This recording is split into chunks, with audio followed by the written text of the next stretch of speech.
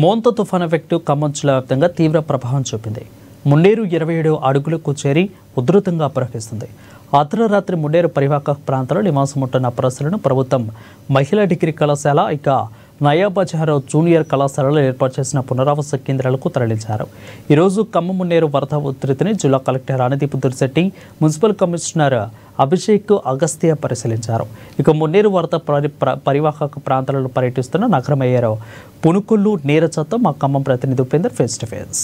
మోంతా తుఫాన్ ఎఫెక్ట్తో తెలుగు రాష్ట్రాలు అతలాకుతలమవుతా ఉన్నాయి. ఈ నేపథ్యంలో ఖమ్మం జిల్లా వ్యాప్తంగా ఎడతెరపలేని కురుస్తున్న భారీ వర్షాలకు కొంత తెరపించినప్పటికీ ఖమ్మం నగరంలో మున్నేరు పరివాహక ప్రాంతం మాత్రం అతలాకుతలమవుతా ఉంది. గత సంవత్సరం భారీ ఎత్తున వెగిసిపడిన అలలు, ప్రధానమైనటువంటి వరద ప్రస్తుతం ఆ సమస్య పోయింది. ఆ సమస్య ఈ సంవత్సరం గండం గడిచిందని చెప్పేసి భావించిన తరంలో పిడుగు లాంటి వరద కూడా మరో ఖమ్మం నగరాన్ని కూడా ప్రస్తుతం కలకలం సృష్టిస్తూ ఉంది. ఈ నేపథ్యంలో ఖమ్మం పరివాహక ప్రాంతాల్లో మున్నేరు పరివాహక ప్రాంతంలో ఉన్నటువంటి ఖమ్మం ప్రజలను ఒక్కొక్కరిని కూడా పునరావాస కేంద్రాలకు తరలిస్తూ ఖమ్మంకి సంబంధించినటువంటి గతంలో ఉన్నటువంటి వైఫల్యాన్ని సరి చేసుకునే విధంగా తెలంగాణ రాష్ట్ర ప్రభుత్వం, ప్రధానంగా కాంగ్రెస్ సర్కార్తో పాటు అధికారులు కూడా అప్రమత్తమై ప్రతి ఒక్క కుటుంబాన్ని కూడా సురక్షిత ప్రాంతాలకు తరలిస్తూ ఉన్నారు. ఈ నేపథ్యంలో ఖమ్మం నయాబజార్ కళాశాల, మరోవైపు ఉన్నటువంటి ఉమెన్స్ కాలేజీ ప్రాంతంలో కూడా ఇప్పటికే అనేక మంది కూడా పునరావాస కేంద్రం తరలించారు. ప్రస్తుతం నయాబజార్ కళాశాలకు సందర్శనకి ఖమ్మం నగర మేయర్ పూనుకొల నీరజ్ గారు ఇక్కడికి వచ్చారు. ఇక్కడ సందర్శన ప్రధానంగా ఇక్కడ ఏం ఏర్పాట్లు చేశారు, ఈ పునరావాస కేంద్రంలో బాధితులు పరామర్శించిన నేపథ్యం వారితో ఏం మాట్లాడారు అని అడిగి తెలుసుకుందాం.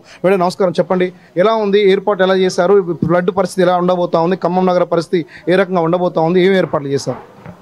పునరావాస కేంద్రాల్లో వారికి ఫుడ్, భోజనం ఏర్పాట్లు, అలాగే మార్నింగ్ బ్రేక్ఫాస్ట్, అలాగే లంచ్, రాత్రి డిన్నర్ అన్నీ కూడా వారికి సమస్తానికి అందించడం జరుగుతుంది. అలాగే వైద్యం కూడా, అలాగే శానిటేషను, ఇంకా వారికి ఏదన్నా అవసరమైతే ఇప్పుడే మేము మాట్లాడే ఏదో చెద్దర్లు కావాలి, మేము తెచ్చుకోలేదు అని చెప్పేసి అడిగారు, అది కూడా ఏర్పాటు చేస్తాం ఖచ్చితంగా కూడా.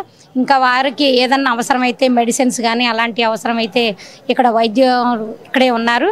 అలాగే మనకి 2 పునరావాస కేంద్రాలు పెట్టడం జరిగింది. 171 మంది దీనిలో పునరావాస కేంద్రానికి తరలించడం జరిగింది. అది కూడా నిన్న సాయంత్రం నుంచే, ఎందుకంటే లాస్ట్ అప్పుడు మనం మాట్లాడుతూనే ఉన్నాం, ఎవరో రాకముందే ఫ్లడ్ చాలా ఫాస్ట్గా వచ్చింది.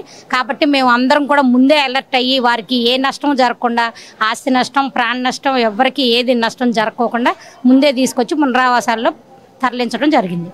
మొత్తం డిపార్ట్మెంట్స్లో మొత్తం ఏ డిపార్ట్మెంట్స్ ఇక్కడ అలర్ట్ చేశారు? ఇక్కడ ఈరోజు పని శానిటైజేషన్ సిస్టమ్ ఏ రకంగా ఏర్పాటు చేశారు?